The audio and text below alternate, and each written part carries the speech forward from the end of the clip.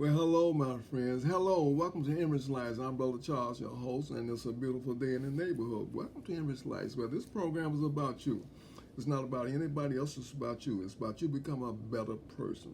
It's about you becoming a better individual because when you get better, things around you get better. When you get better, your life gets better. When you get better, your society gets better. Things get better when you get better. So it's all about you becoming better. Welcome to Image Lives, where you're worthy, you're blessed, and you are a creator. That's right, you're worthy, you're blessed, and you're a creator. And by the way, before we get into our discussion, we have the discussion on topics that we love.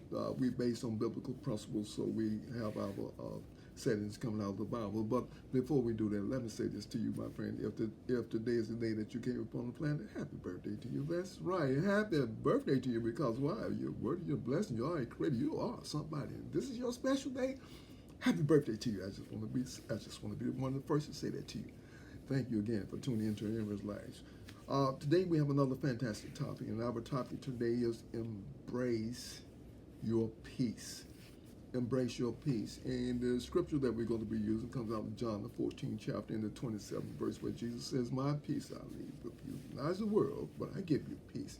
Embrace your peace.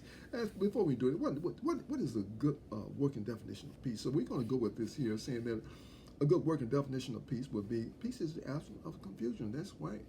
Peace is the absence of confusion. So we're going to utilize that particular definition as peace. So embrace your peace. Peace is very important, my friend, because peace is a state of harmony and bliss where there's no confusion, there's no corruption, there's no violence, there's nothing. It's just a beautiful state to be in, which is a state of peace. Now there are individuals that can attest to the fact that the world has a peace also, but it is conditional. It is conditional. That's right. The peace that Jesus is talking about is not conditional, and that's the difference between those two pieces. That one is conditional. When I say conditional, that the peace in the world, when nations are at peace with each other, that's fine until somebody does something that the other doesn't like, and then there's a breach, and so they're ready to go back to fighting again. So that peace was predicated upon a condition being met.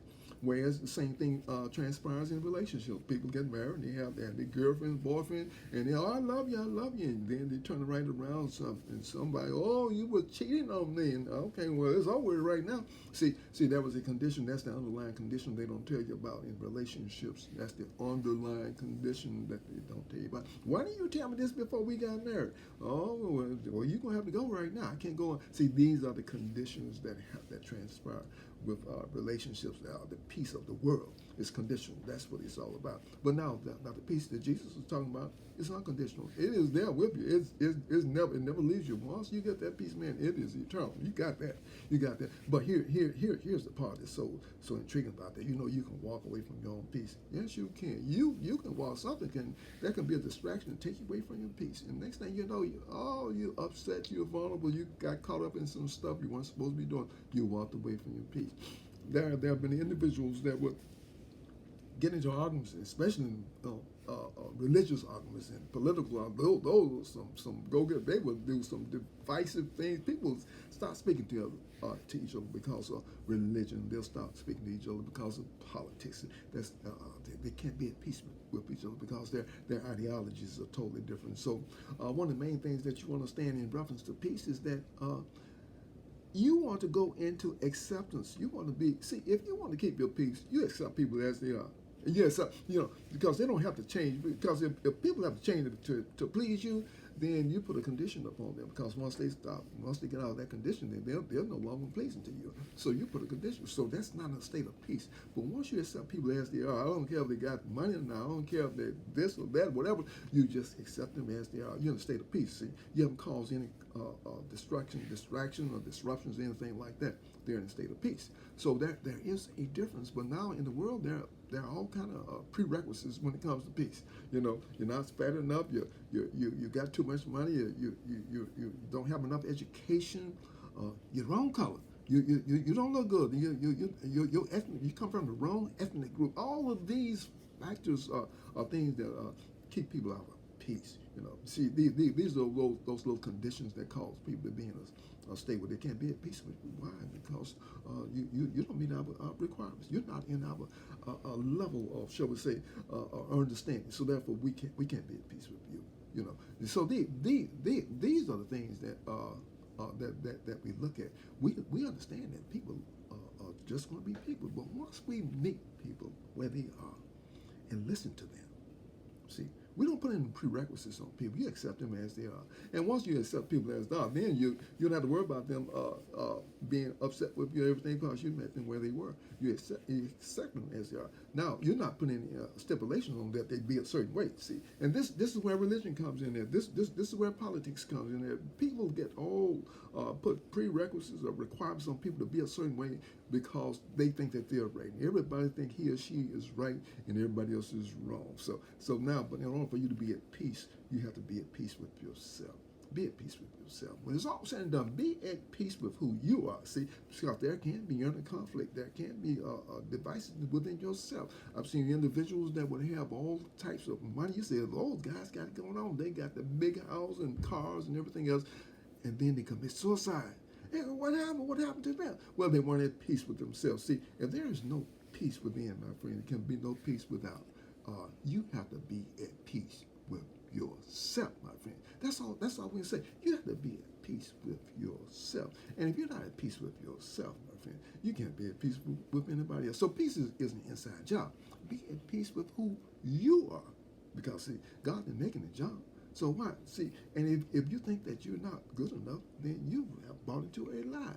God didn't make any jump. You are somebody. You are somebody. So be at peace with the fact that the peace that Jesus gives you is eternal peace. It never leaves you. See, but you can walk off from it. You can walk off from it, but it does never leave you. That peace is always there. Why? Because Jesus gave it to you. And so it's an eternal thing. It's not one of those things that's going to leave. It's not conditional.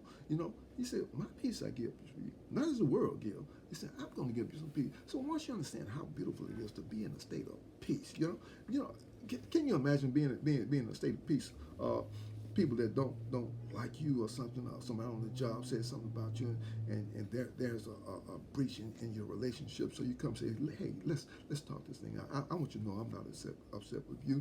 I don't have anything in between us. And so best thing to do is what? Get an understanding. So I want to be in a state of peace. I don't want to go to bed at night angry with you because you said something about me. That takes you away from your peace. But people that embrace peace will not get caught up in those type of things because they know how valuable peace is. So when you understand how beautiful peace is, you don't get caught up in a lot of rhetoric and everything. Your peace is more important than you trying to be right. I've seen individuals that we get into biblical discussion, and they be ready to fall out and fight. Oh, the words say this and that, and we'll stop speaking to each other. Why? Because I'm right and you're wrong. Sometimes, my friend, you're going to have to just walk away. The Holy Spirit has a way of dealing with people. You don't have to be right all the time. You don't have to know everything. Be at peace with the fact, hey, I don't know everything. I have no problem knowing that I don't know everything. See, I'm at peace with that. See, are you at peace with the fact that you don't know everything? Are you at peace with the fact that you don't care about certain things? I'm at peace with the fact that I don't know everything. So I don't have any problems with that. See, some people, well, I got to know it. I'm not really. See, once you and I are in a state of peace, then we can move on. See, but you're going to have to be in a state of peace in order to move on. You can't move on holding on to something because you're not in a state of peace. So you and I have the ability to together and to walk in that particular peace, which is understanding. See, when you understand something, you don't have any fear of it. But if you don't understand, you probably have it, and it can lead to conflict and confusion, all because there is no understanding. So the main thing is to be in a state of peace. How do we do that? We maintain the fact that we get understanding before we pursue anything. You and I have the ability to be in a state of peace. And when it's all said and done, my friend, value your peace more than anything else. Be in a state of peace. It will keep you where you can rest good at night. It will keep you from all kind of confusions and upsets and all that. Why? Because you're in a state of peace. And there's no reason for you to be upset or anything because nothing has taken you away from your peace.